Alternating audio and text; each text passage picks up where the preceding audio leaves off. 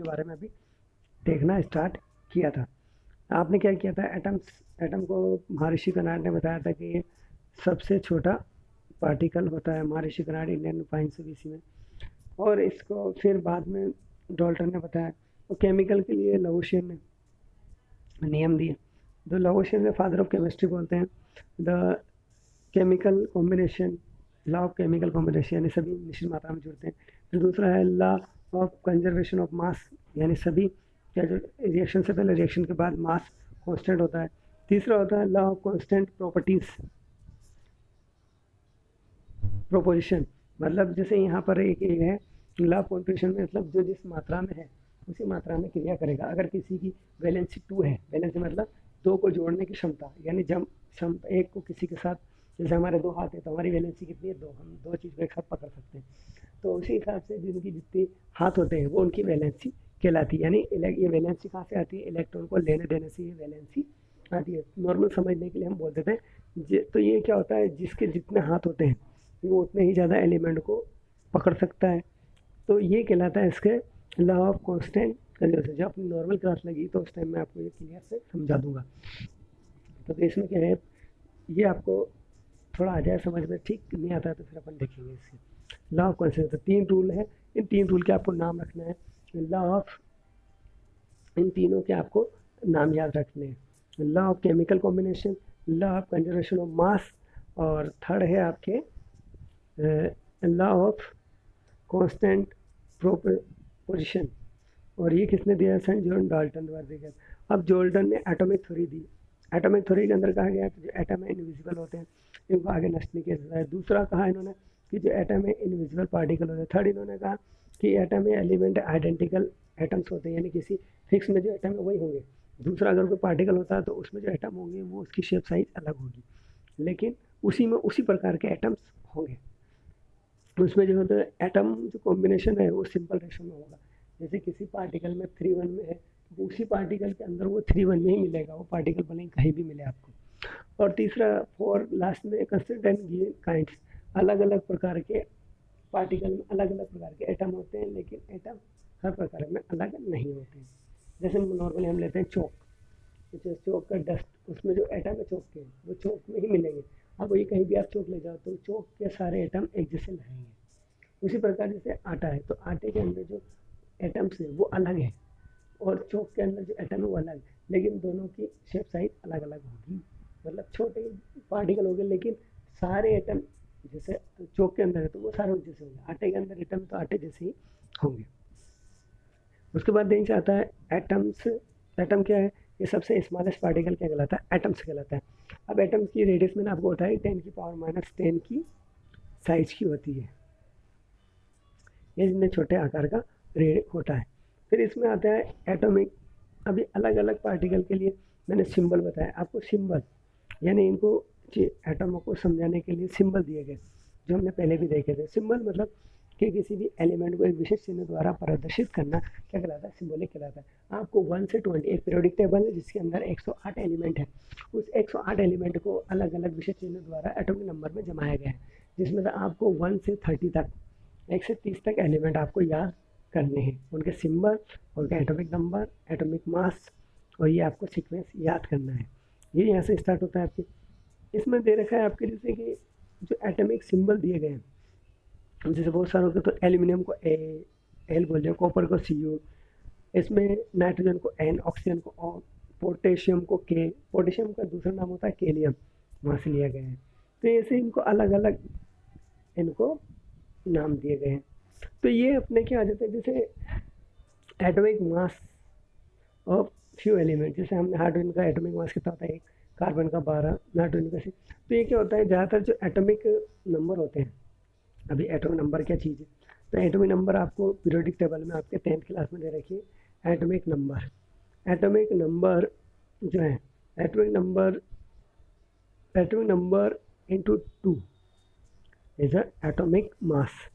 Atomic number को आप 2 से मल्टीप्लाई कर दो, लगभग उसका एटॉमिक मास आ जाएगा।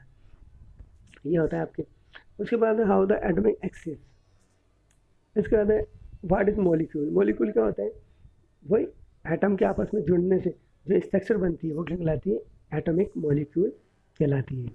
यानी आपके जो मॉलिक्यूल हैं, एटम आपस में जुड़ गए, जैसे कार्बन, ऑक्सीजन, ये कार्बन का है, क्या बन गया आपके बन गया कार्बन मोनोऑक्साइड। तो ये क्या हो गया आपके, ये जो बना, ये मॉलिक्यूल बना, ठीक है। तो ऐसे मॉलिक्यूल बनते हैं, एटम के आपस में जुड़ने से मॉलिक्यूल। अब मॉलिक्यूल जो बनते हैं वो उनकी वैलेंसी के हिसाब से बनते हैं। अब नेक्स्ट आता है आपके आयंस। आयंस क्या होते हैं कि कोई, अब आयंस कैसे बनते हैं, आयंस अगर कोई इलेक्ट्रॉन देता है या लेता है तो उसको क्या बोलते हैं, आयंस बोलते हैं। अगर किसी से इलेक्ट्रॉन निकला है, किसी ने इलेक्ट्रॉन को छोड़ दिया, रिलीव किया, तो उस पर क्या आएगा, प्लस चार्ज जाएगा। और किसी ने इलेक्ट्रॉन को अगर ऐड किया है ना, तो उस पर क्या आएगा, माइनस चार्ज। यानी किसी ने दान दिया तो दाता, तो पॉजिटिव। अगर किसी से लिया है तो ऋण, तो नेगेटिव। तो आयन दो प्रकार के होते हैं, एक तो होते हैं पॉजिटिव आयन,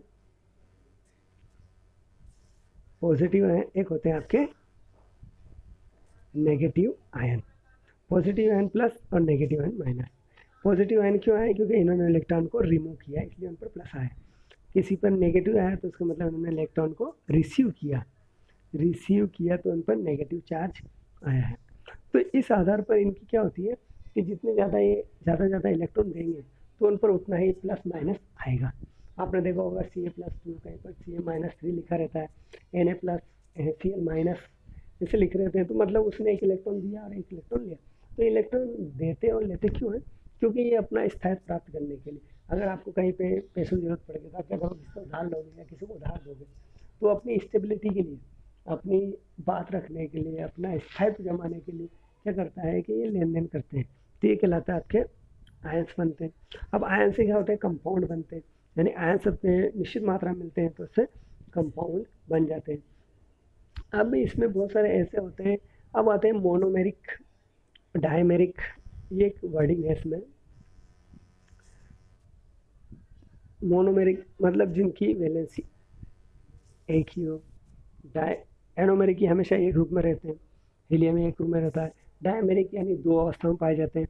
जैसे आपने देखा होगा बहुत सारी जगह ऑक्सीजन O2 ग्रुप में पाई जाती है, हाइड्रोजन H2 ग्रुप में आ जाता है, नाइट्रोजन H2 N2 ग्रुप में आ जाती है, क्लोरीन Cl2 ग्रुप में आ जाती है, फास्फोरस ये टेरा एटॉमिक होता है, सल्फर पॉली एटॉमिक होता है। मतलब ये अलग अलग एटम के साथ आपस में जुड़े हुए होते हैं। तो ये जितने ज़्यादा एटम बनते हैं उनके साथ आ जाते हैं। अब आते हैं आयंस। आयंस में आपको मैंने बताया, सबसे सिंपल एग्जांपल लेते हैं हम NaCl का। ये NaCl डिस्ट्रॉय तो Na+ और Cl- में बदल गया। तो NaCl ये क्या हो गए, एक प्रकार के आयंस हो गए, ये आपके आयंस बन गए। तो ये आयंस क्या होते हैं, अब ये इस पर प्लस चार्ज क्यों आए कि उसने एक इलेक्ट्रॉन को अपने रिमूव कर दिया, इसने एक इलेक्ट्रॉन को रिसीव किया, इसलिए इसमें माइनस चार्ज आ गया।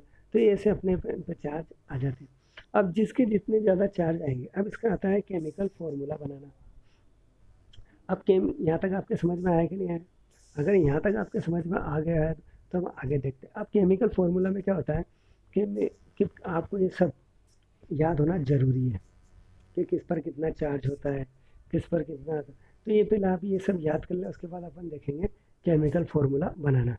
केमिकल फार्मूला बनाने के लिए सबसे अलग अलग होते हैं, क्योंकि आप जानते हो मेटल और नॉन मेटल दोनों को जानते हो आप। तो इसमें क्या होता है, फार्मूला लिखने के सबसे पहला नियम, जो फार्मूला बनाने के लिए फर्स्ट नियम है मेकिंग ऑफ फार्मूला। फर्स्ट है कि मेटल को आगे लिखा जाता है। मेटल क्या होता है, पॉजिटिव पार्ट होता है पहला। दूसरा होता है कि जिन पे भी जो चार्ज होता है वो दूसरे के पैरों में लिखा जाता है, यानी क्रॉस। अगर इस पर प्लस चार्ज है तो वो इधर नीचे लिखा जाएगा, इस पर माइनस चार्ज है तो उसको इधर साइड में लिखा जाएगा। अगर दोनों का सेम चार्ज है ना, दोनों का सेम चार्ज है तो उसको नहीं लिखा जाता है। जैसे आपने देखा होगा बहुत सारे फॉर्मूले होते हैं, जैसे कि NaCl ये हो गया, Na+Cl दोनों पर सेम है चार्ज इसलिए हम लिखते नहीं। H2SO4 ये देखा आप। अब इसे तोड़ेंगे तो H+SO4-2 ये हो गया आपके। तो ये अलग अलग फॉर्मूले आते हैं। तो ये आपके यहाँ तक समझ में आ गया होगा फिर हम इसको आगे देखेंगे। अब नेक्स्ट क्लास में आपको दिखाएंगे।